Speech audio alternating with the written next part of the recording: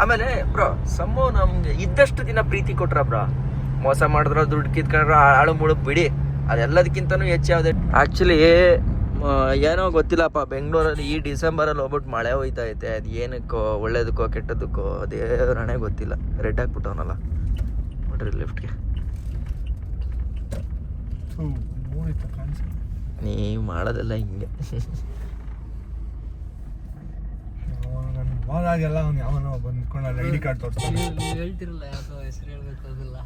ಅದ ಆ ಕಡೆ ಲೈನಲ್ಲಿ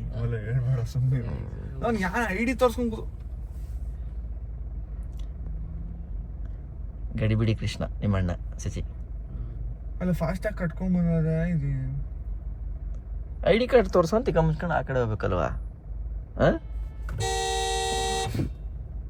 ನೋಡ್ರಿ ಯಾರನು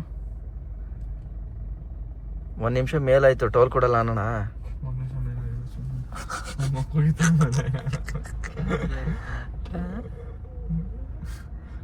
ಅಯ್ಯೋ ಇಲ್ಲಾದ್ರೂ ಪರವಾಗಿಲ್ಲ, ನಂಜನಗೂಡು ಕಾರ್ಕಳದಲ್ಲಿ ಒಂದು ಟೋಲ್ ಗೇಟ್ ಐತೆ. ಅಯ್ಯೋ ಬ್ರೋ ಒಂದ್ಸಲ ಸಾಯಿಸೇ ಬಿಟ್ಟಿದ್ರು ಬ್ರೋ. ಆಮೇಲೆ ಟೋಲ್ಗಳಲ್ಲಿ ಸ್ವಲ್ಪ ಹುಷಾರಾಗೂ ಇರಬೇಕು. ಓಕೆ ನಾವು ಮಾತಾಡ್ಬೋದು, ನಮ್ಮ ಜೊತೆ 4-5 ಜನ ಇದ್ದಾಗಷ್ಟೇ ಮಾತಾಡಕ್ ಹೋಗ್ಬೇಕು ಬ್ರೋ. ಇದು ರಿಯಾಲಿಟಿ, ಗ್ರೌಂಡ್ ರಿಯಾಲಿಟಿ. ಯಾವನ್ ಏನಾರು ಅನ್ಕೊಳ್ಳಿ ಎದ್ರಕತ್ತಾನೆ ಅಪ್ಪ, ನಾ ಎದ್ರಕತೀನಿ ಕಣ. ಏನ ಇವಾಗ ನಾನ್ ಬದುಕಿದ್ರೆ ಚಂದ ಅಲ್ವಾ? ಎಲ್ಲೇ ಜಗಳ ಮಾಡ್ಬೇಕಾದ್ರು, ಎಲ್ಲೇ ಬ್ರೋ ಅಂತ ದೊಡ್ಡ ರಾಜರುಗಳೇನೆ ಸೈನ್ಯ ಇಲ್ಲದೆ ಮುಂದಕ್ಕೆ ಹೋಯ್ತಾ ಇರ್ಲಿಲ್ಲ, ಯುದ್ಧ ಮಾಡ್ತಾ ಇರ್ಲಿಲ್ಲ. ಇನ್ನು ಅಲ್ಲಿಗೆ ನಾವೇ ಯಾವ ಲೆಕ್ಕ ಅಲ್ವಾ? ಲಾಸ್ಟ್ ರಾಜ ಸೇಫ್ ಆಗಿರ್ತಿದ್ದ. ಸೊ ಹಂಗೆ ಯಾರಾದ್ರೂ ನಿಮ್ಮನ್ನು ಉರ್ದುಂಬಿಸಿ ಜಗಳ ಗಿಗ್ಲಕ್ಕೆಲ್ಲ ಬಿಟ್ರೆ ದಯವಿಟ್ಟು ಹೋಗಕ್ ಹೋಗ್ಬೇಡಿ. ಸೇಫ್ಟಿ ನೋಡ್ಕೊಳ್ಳಿ. ನ್ಯಾಯ ಇದೆಯಾ ನಿಮ್ಮ ಪರವಾಗಿ ಅದನ್ನು ನೋಡ್ಕೊಳ್ಳಿ. ಸುಮ್ಮನೆ ಹೋಗಿ ಶಕ್ತಿವಂತ ಅನ್ಬಿಟ್ಟು ಹೋಗಿ ಬಂಡೆಗೆ ಹೋಗಿ ತಲೆ ಚಚ್ಕೊಳಕ್ಕಾಗಲ್ಲ. ಹುಷಾರಾಗಿರ್ಬೇಕು.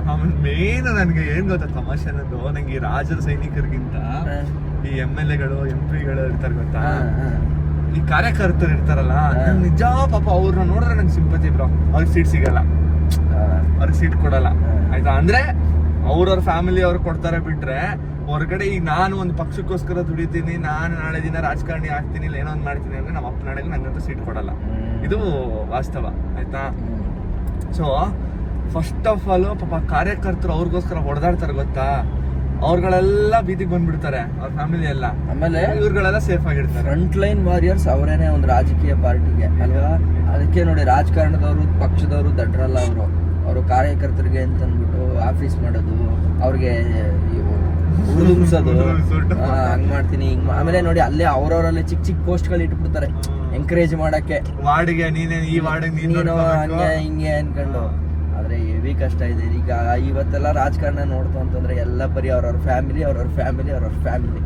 ಅಣ್ಣ ಬಂದ, ಅಣ್ಣನ ಮಗ ಬಂದ, ಅಣ್ಣನ ಮಗ ಬಂದ, ಅವ್ನ ತಿಗ ತೊಳಿಬೇಕು ಅಷ್ಟೇ, ಇನ್ನೇನು ಇಲ್ಲ. ಇದೆಲ್ಲ ಬಿಟ್ಬಿಟ್ಟು ಪಕ್ಷ ಗಿಕ್ಷ ಎಲ್ಲ ಬಿಟ್ಟು ದೇಶ ಕಟ್ಟಕ್ಕೆ ನಾವೆಲ್ಲ ಸಿದ್ಧ ಆಗೋಣ. ಅಟ್ಲೀಸ್ಟ್ ನೆಕ್ಸ್ಟ್ ಜನರೇಷನ್ ಇಲ್ಲ ಬ್ರೋ ಆಗುತ್ತೆ. ಈ ಜನರೇಷನ್ ಅಲ್ಲ ಇದ್ರು ನಮ್ಮ ಮಕ್ಕಳ ಜನರೇಷನ್ಗೆ ರೆವಲ್ಯೂಷನ್ ಕ್ರಿಯೇಟ್ ಆಗೇ ಆಗುತ್ತೆ. ಅದಂತೂ 100% ಸತ್ಯ. ಈಗಲೇ ನೋಡಿ ಎಷ್ಟೋ ಮೊದ್ಲಿಗೆಲ್ಲ ಕಂಪೇರ್ ಮಾಡಿದ್ರೆ ಈಗ ಎಷ್ಟೋ. ಯಾವುದು ಇದನ್ನ ನಮ್ಮ ಜನ ಬುದ್ಧಿ ಇದು ಮಾಡಲ್ಲ ನೋಡಿ. ಇವರೆಲ್ಲ ಕೊಲೆಗಟ್ಟಕರು, ಇವರು ಮರ್ಡ್ರು, ರೋಡಲ್ಲಿ ಬಂದು ಮರ್ಡ್ರ್ ಮಾಡೋಂಥ ಕಳ್ಳರುಗಳು ಇವರು ಅಲ್ವಾ. 200 ರೂಪಾಯಲ್ಲಿ ನೋಡಿ ಇಂಥವ್ರದ್ದು ಮ್ಯಾಟ್ರ್ ಆಗತ್ತೆ. ಬರೀ ನಾವು ರಾಜಕಾರಣ ಅದು ಇದು ಅಂತಲ್ಲ ಅಪ್ಪ, ಪ್ರಜೆಗಳೂ ಇಲ್ಲಿ ಪ್ರಜಾಪ್ರಭುತ್ವದಲ್ಲಿ ರಾಜ ಅಲ್ಲ. ಶುರುವಾಗೋದೇ ನಮ್ಮಿಂದ. Very simple concept. Simple concept. ನಾವು ಒಬ್ಬ ರಾಜಕಾರಣಿ ಮನೆಗೆ ಗಣೇಶ ಕೂರ್ಸಿದೀವಿ ಅಂತ ಡೊನೇಷನ್ ಕೇಳಕ್ ಹೋಗ್ತಾ ಇದ್ರೆ ಅವ್ನು ಯಾಕೆ ಬಂದು ದುಡ್ಡು ಕೊಟ್ಬಿಟ್ಟು ಕೆಲಸ ಮಾಡ್ತಾನೆ. ಅವ್ನು ಏನ್ ಹೇಳ್ತಾನೆ ಗೊತ್ತಾ, ನೆಕ್ಸ್ಟ್ ಓಟ್ ಕೇಳ್ಬೇಕಾರೆ ಹೋಗಲ್ಲ, ಸುಮ್ಮನೆ ಓಟ್ ಹಾಕಿದ್ಯಾ ನೀನ್ ಗಣೇಶ ಕಲೆಕ್ಷನ್ ಬಂದಾಗ ದುಡ್ಡು ಕೊಟ್ಟಿದ್ದೀನಿ, ನೀನ್ ಅದಕ್ಕೆ ಓಟ್ ಕೊಟ್ಟಿದ್ದೀನಿ. ಅವ್ರನ್ನ ಸೇವೆ ಮಾಡಕ್ಕೆ ಅಂತ ಎಲೆಕ್ಟ್ ಮಾಡಿರ್ತೀವಿ, ಇವ್ರುಗಳು ಹೋಗಿ ಇವ್ರು ಸೇವೆ ಮಾಡಿಸ್ಕೊಂಡೆ ಎಲ್ಲರೂ ಹಾಳು ಮಾಡ್ಕೊಂಡು. ಎಕ್ಸಾಕ್ಟ್ಲಿ, ಅದಂತೂ ಸತ್ಯ.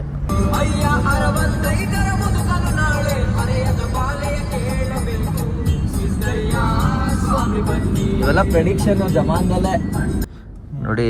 ನೀವು ಮೈಸೂರು ಹೈವೇಲಿ ಯಾವಾಗ ಬಂದ್ರೂ ಒಂದು 3 ಲೇನ್ 4 ಲೇನು ಬರೀ ಹಿಂಗೆ ನಿಂತಿರುತ್ತೆ.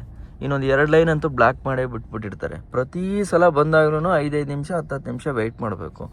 ಹೈವೇ ರೂಲ್ ಪ್ರಕಾರ ಎಲ್ಲೋ ಲೈನ್ಗಿಂತ ಆ ಕಡೆ ಇತ್ತು ಅಂತಂದರೆ ಕೊಡಂಗೇ ಇಲ್ಲ ಅಂತ ಹೇಳ್ತಾರೆ ಟ್ಯಾಕ್ಸ್ನ.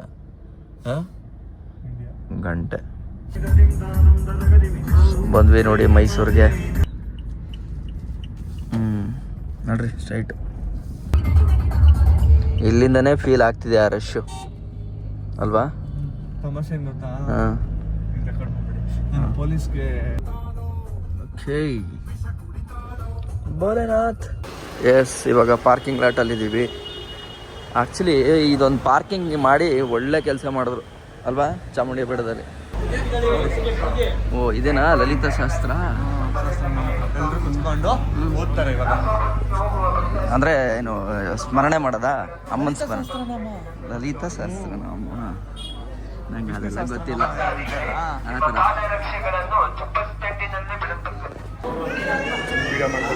ನೋಡ್ರಿ ಏನಾಗಲ್ಲ.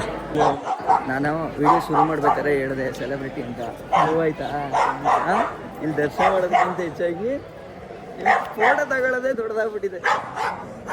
ಓ ಏನು ಈ ಥರ ಇದೆ ಫಸ್ಟಾ? ಆ್ಯಕ್ಚುಲಿ ಚಾಮುಂಡಿ ಬೆಟ್ಟದ್ದು ಮೇಯ್ನ್ ಇದೆ. ಮೊದಲು ಮಹಾಬಲೇಶ್ವರ ಬೆಟ್ಟ ಅಂತ ಕರಿತಾ ಇದ್ರು ಚಾಮುಂಡಿ ಬೆಟ್ಟನ. ತಿನ್ಕೊಂಡು ಹೋಗ್ಬಿಡೋಣ. ಏನು ಅಲ್ಲಿ ಕೂತ್ಕೊಂಡು ತಿನ್ನೋಣ ಬನ್ನಿ ಆರಾಮಾಗಿ. ತುಂಬಾ ಜನ ಇಲ್ಲಿ ಈಗ ಸಿಂಪಲ್ ಡಿಫ್ರೆನ್ಸ್ ಹೇಳ. ಈಗ ಅಲ್ಲಿ ಎಷ್ಟು ಜನ ನೋಡಿದ್ರಿ, ಇಲ್ಲಿ ಒಳಗಡೆ ಹೋಗಿ ನಾನು ಹೇಳೋದೇನು ಗೊತ್ತಾ, ಆಗಲ್ಲ ಹೋಗೋಕ್ಕಾಗಲ್ಲ ಲೇಟ್ ಆಗುತ್ತೆ ಅನ್ನೋರು ಏನೂ ಇಲ್ಲ. ಇಲ್ಲಿ ಅಮ್ಮನ್ನ ಇಲ್ಲಿಂದ ಕೈ ಮುಕ್ಕೊಂಡು ಶಿವ ಅಂತ ಇಲ್ಲಿಗೆ ಬಂದು ದರ್ಶನ ಮಾಡ್ಕೊಂಡ್ರೆ ಮುಗ್ದಾಯ್ತು ಮ್ಯಾಟ್ರ್. ಒಂದೇ ಒಂದು ರೆಕಮೆಂಡೇಶನ್ ಏನು ಅಂತಂದರೆ, ಇನ್ ಕೇಸ್ ಅಲ್ಲಿ ಚಾಮುಂಡಿ ಬೆಟ್ಟಕ್ಕೆ ಬಂದು ಅಲ್ಲಿ ಅಮ್ಮನ ದರ್ಶನ ಮಾಡೋಕ್ಕಾಗಲಿಲ್ಲ ಅಂತಂದರೆ, ಅಮ್ಮನ ದರ್ಶನ ಮಾಡಿ ಆಗಿಲ್ಲ ಎಲ್ರಿಗೂ ಆಗುತ್ತೆ. ಅದಾದ್ಮೇಲೆ ಈ ದೇವಸ್ಥಾನ ಅರ್ಜೆಂಟ್ ಇರುತ್ತೆ, ಯಾರಿಗಾರು ಹೋಗ್ಬೇಕು ಅಂತಿರುತ್ತೆ, ಯಾರೋ ಆಲ್ಮೋಸ್ಟ್ ಅರ್ಜೆಂಟ್ ಮಾಡ್ಕೊಂಡು ಬರೋಲ್ಲ. ಬಟ್ ಇಲ್ಲಿಗೂ ಮಹಾಬಲೇಶ್ವರ ಬೆಟ್ಟ ನೋಡಿ ಆ್ಯಕ್ಚುಲಿ ಚೆನ್ನಾಗಿದೆ, ಪೀಸ್ ಆಗಿದೆ. ಜನನೇ ಇಲ್ಲ. ಅಲ್ಲಿ ಎಷ್ಟು ಜನ ಇದ್ರು, ನೆಮ್ಮದಿ. ನೆಮ್ಮದಿ ಬೇಕು ಅಂತ ಇಲ್ಲಿ ಬನ್ನಿ, ಅಮ್ಮನ ದರ್ಶನ ಬೇಕು ಅಂದ್ರೆ ಅಲ್ಲ. ಓಕೆ, ಟೇಕ್ ಕೇರ್, ಬಾಯ್ ಬಾಯ್. ಯಾಕೆ ಕೊಡ್ರಿ ಅವ್ರಿಗೆ, ಯಾಕೆ ಓಡಾಡ್ತಾರೆ?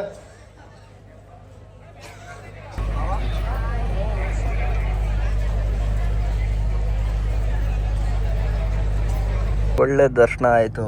ಈ ಸಾಗ ಹೋಯ್ತಾ ಇದ್ದೀವಿ. ಆ್ಯಕ್ಚುಲಿ ಹೆವಿ ರಶ್ ಇತ್ತು ಇವತ್ತು ಅಲ್ಲ? ಓಕೆ ಅಡ್ಡಿಲ್ಲ, ಬೇಗ ದರ್ಶನ ಆಯ್ತು, ಆರಾಮಾಗಿ ಆಯ್ತು. ಸ್ಪೆಷಲ್ ದರ್ಶನದಲ್ಲಿ ಸ್ಪೆಷಲ್ ಏನಿಲ್ಲ, ಟಿಕೆಟ್ ತಗೊಂಡವ್ರು ಇವರು. ಅದೇ ಟಿಕೆಟ್ ಅಂದ್ರೆ ಸ್ಪೆಷಲ್.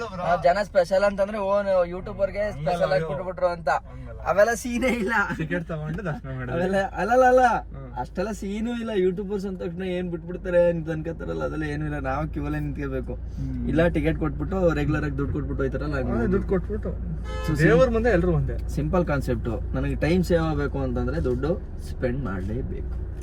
ಸೊ ನಮಗೆ time is money. That's why we are taking this decision. Bye bye. ಇನ್ನೂ ಹೋಗಿಲ್ವ ನೀವು? ಇವತ್ತಾನೆ ಇರೋದು. ಇಡ್ಲಿ ಆ್ಯಕ್ಚುಲಿ ಸಖತ್ತಾಗಿದೆ ಇಡ್ಲಿ. ತಿಂಡಿ ಮಾತ್ರ ಸಖತ್ತಾಗಿದೆ. ಇಷ್ಟು ಜನ ಬರ್ತಾರಲ್ಲ ಬ್ರೋ, ತಮಾಷೆನ ಮತ್ತೆ.